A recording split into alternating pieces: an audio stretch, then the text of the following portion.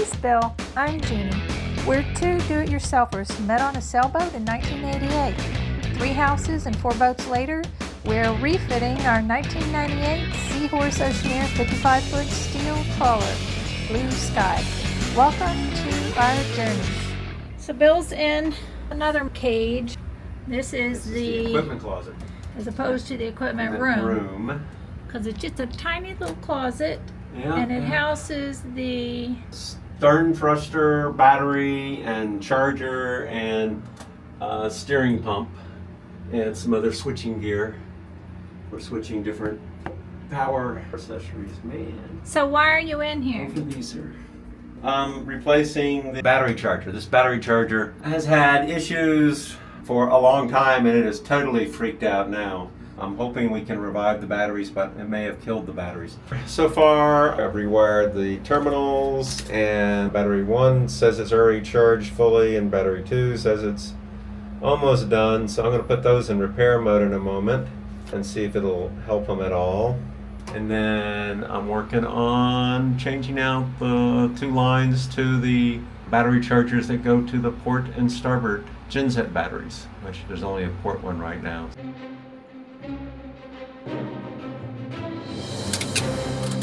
Oh, hold on. Makes me press on. Okay.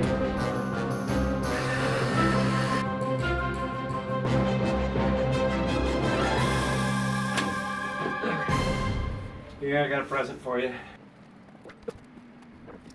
Right now I'm on the port batteries, voltage terminals, and they are showing, and that's kind of interesting. You get a little bit of charging voltage, 14.8, and then it goes and watches, and you see we're up to 12.4. We had been at 12.1 when I looked earlier. So it is slowly increasing. Yeah, you see it going to 12.5 now. That's pretty cool that it monitors charging there. See if we will recover that guy or not. It's also spending a lot of time on battery 2. Battery 1, it thinks is fully charged. I'm still going to run the repair fee, see if that'll bring those 2 batteries fully back to usefulness. I'm hoping they will, since they're AGMs and recovered AGMs before. Anyway, we're done in here. Later. Last fun bit is me trying to get through this little bitty door.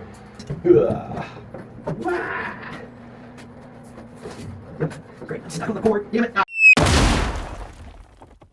We are marking our chain because we don't have a road counter, and a road counter. Manti. Oh. Squirrel.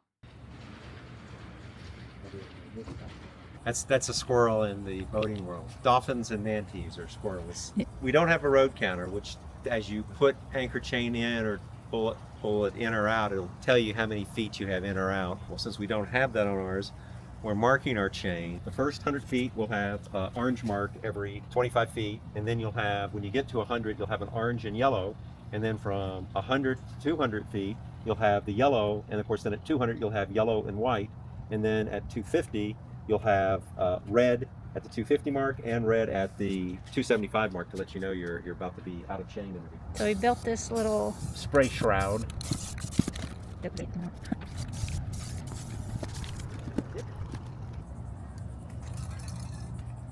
So right now we had this temporary drain going down and out. for this air conditioner. That is the condensation drain. I'm going to make it permanent.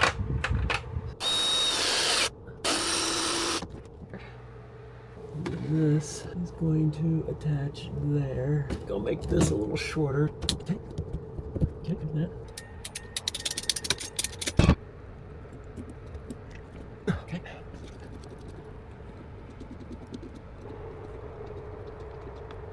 Channel locks. Yep. We'll be done. That's it? That's it. We're done? We're done. Woohoo! How about that? A project that didn't go awry.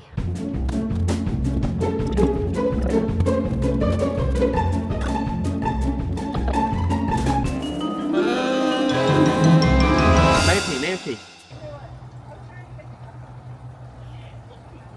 We didn't film today because we were doing a whole bunch of little bitty projects, but we're going to give you a summary of all of them real quick, and you get to look at this beautiful sunset here.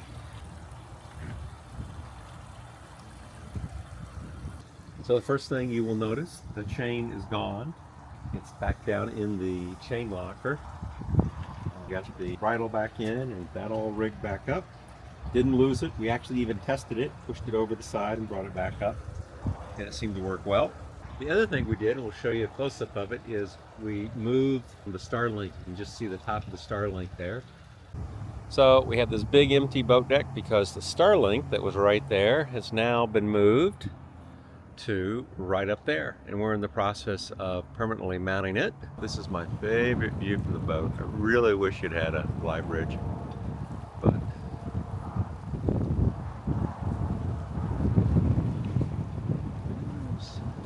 just the tail end of the sunset.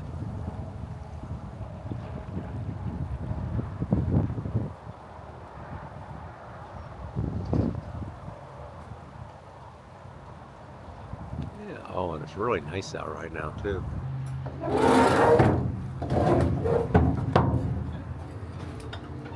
We had dropped all these wires so we could do the painting, and we got those all reattached. I got them reattached on both sides, just cleaning stuff up. Yeah, another thing we did is we started the installation of hold-down devices to keep things from tipping over. On our trip back from Daytona, we forgot to secure this guy, and we got these dents in it because it slid out and then fell over into this whole area right here, and I had to pick it up and push it back. What we're doing so far back here, we have a piece that we've glued on here with our construction adhesive, and then we'll put the brackets on the back here, which will screw in, and then there'll be another bracket screwed into the wall here, and then a little short wire connects the two, and we're going to have like 3 here and 3 there. And then the other thing we did, it's a Simrad WR10 Autopilot little remote, and basically what you're able to do is if you can take the boat in and out of Autopilot. This allows you to change your heading, and I'm bringing up the Simrad here to show you that it does actually work now. For some reason the Simrad modules lost all of their information, so this guy didn't know what the compass was. Well, they didn't know the compass and they didn't know GPS, so it had no position and no heading information. But anyway, you can see right now we're in standby, and if I push the button here to auto, it goes into auto, and now it's in auto, and now I can see right now it says the heading's 105 because we're going 105, but if I push it and it goes green, you see it changed by 1 degree for 106 and 107. So now I will be able to be out on front of the deck and control this from a distance. And this is wireless. Oh, and we had to install this little Bluetooth module right here. Real happy with now that we'll have this, and it'll be one more way that we can move around and control the boat. Now we need to clean up your mess. Yeah, it's a little messy up here. He can do so many things, but he makes such a big mess. Yeah, it's my one fault. It's my only fault. Your only fault, that's right.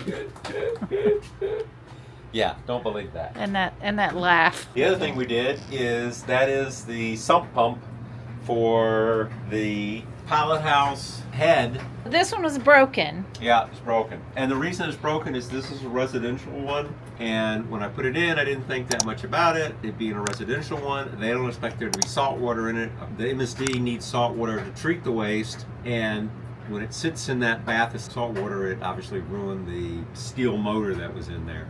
And the new one will also become that, but we'll move it. Or we'll keep trying to use it so it doesn't get ruined, but we'll see. And originally, we figured out locations for all the MSDs so they can be gravity fed. So we don't have to rely on that. A pump to move the MSD waste to the tanks.